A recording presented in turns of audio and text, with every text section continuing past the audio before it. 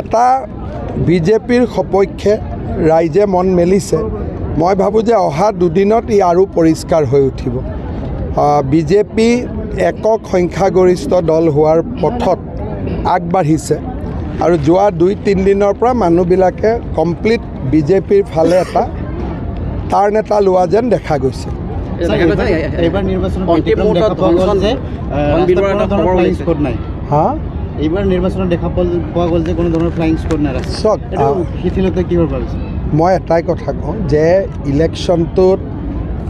আমি সকলোৱে লগ হৈ মিলা জুলাৰ মাজেৰে খেলিছোঁ 3টা পাৰ্টিৰ মাজতে ইলেকশ্যন হৈছে বিজেপি BPF UPPL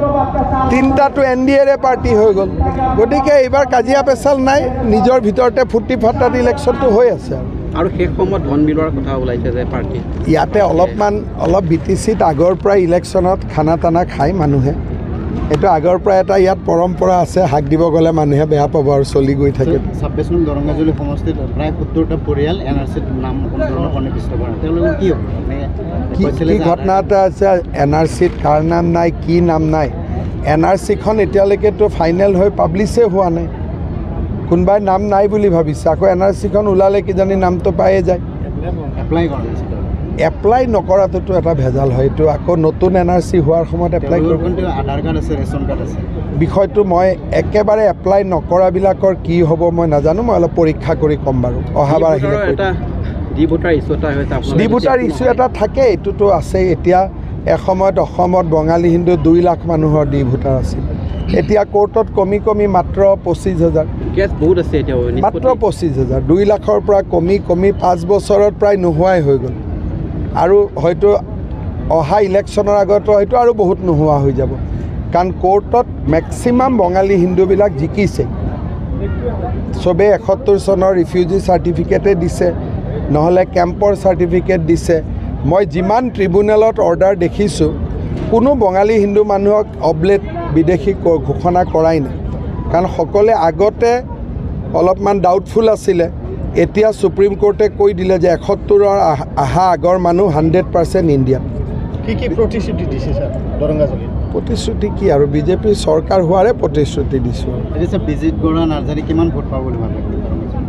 যেহেতু দুগৰাকী কৈ এগৰাকী এইটো কাম সাংবাদিকৰহে কাম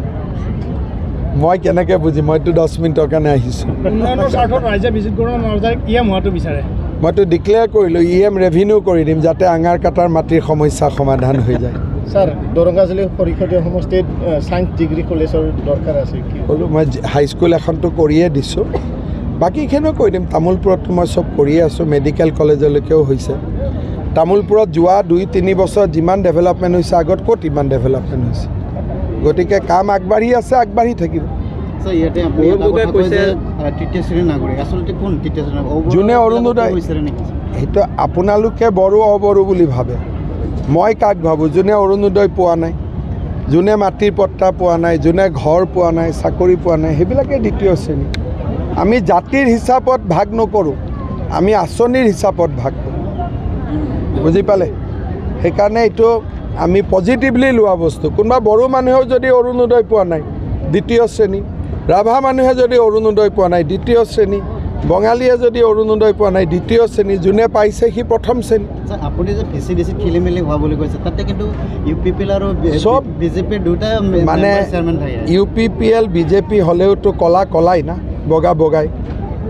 এইটোতো চব পাব্লিকে কৈ আছে 10,000 টকা লয় গতিকে মই UPPLে বেয়া কাম কৰিলেও লগত নাই বিজেপিয়ে বেয়া কাম কৰিলেও লগত নাই গৰীব দুখীয়া মানুহে বিনা পইচাত আঁচনি পাব লাগে যদি বিজেপিয়ে দিয়া নাই বিজেপিকো ধৰিম UPPLে যদি দিয়া নাই মই প্ৰমোদ বড়োক ক'ম যে দুখীয়া মানুহে পাব লাগে নিৰ্বাচনত পৰীক্ষা অনুষ্ঠিত কৰিছিল যুৱক যুৱতীসকলক নিয়োগৰ কাৰণে কিন্তু তেওঁলোকৰ ৰিজাল্ট আউট নহ'লে তাৰ আগতে আপোনালোকৰ চৰকাৰে সেইখিনি দিয়া সম্ভৱ হ'ব চাওক আমাৰ চৰকাৰ আহিলে আমি চাকৰি দিয়াৰ প্ৰক্ৰিয়াটোৱে আমি সম্পূৰ্ণ স্বচ্ছ কৰিম যেনেকৈ অসমত চাকৰিৰ এটা নিৰ্দিষ্ট ধাৰা আছে যে অমুক তাৰিখে এডভাৰটাইজ ওলায় অমুক তাৰিখে পৰীক্ষা হয় অমুকত ৰিটেন হয় অমুকত অৰেল হয় যিটো অসমত নিয়ম আমি কৰিছোঁ BTCটো আমি সেম নিয়ম কৰিম CSBটো নাথাকিব আমি এটা ধুনীয়াকৈ টকা নোখোৱাকৈ চাকৰি পোৱা সকলো জাতি ধৰ্ম বৰ্ণ নিৰ্বিশেষে পোৱাৰ আমি ব্যৱস্থা কৰিম। শেষ কথাটো হৈছে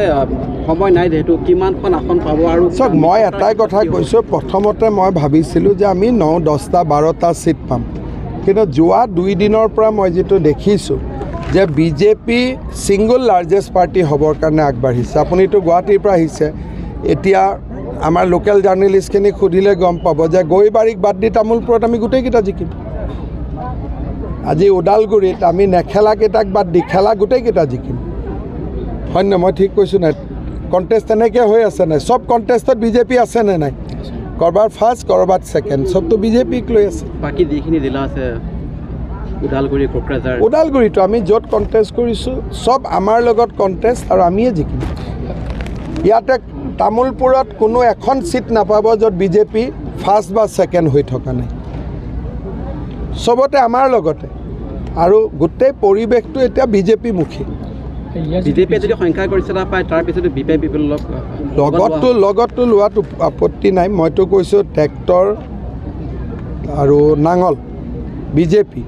চব একেলগে থাকিব লাগে, কিন্তু চৰকাৰখন বিজেপিৰ হ'ব লাগে,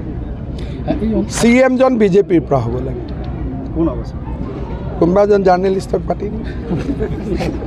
ইয়াত বিশ্বজিৎ দৈমাৰীৰ নামটো ওলাই আছে সময়ে সময়ে। এতিয়া চাওক, বিশ্বজিৎ দৈমাৰীৰো ইলেকশ্যন খেলা নাই, জাৰ্নেলিষ্টসকলেও ইলেকশ্যন খেলা নাই, গতিকে নেখেলা মানুহৰ কোনোবা এজনৰ কানি পাতি দিলে হ'ল, কি আছে। দৰঙাজুলি যিটো সমস্যা ইয়াত আছে, মূল ইছ্যুটো যিটো PGR BJRক লৈ হৈ আছে, আপুনি কথাখিনি ক'লে, গতিকে কেতিয়ালৈ সমস্যা চাওক, এইটো সমাধান কৰিবৰ কাৰণে BTC কৰ্তৃপক্ষই এটা সদিচ্ছা দেখুৱাব লাগিব। ইয়াত ৰাজ্য চৰকাৰে একো কৰিব নোৱাৰে।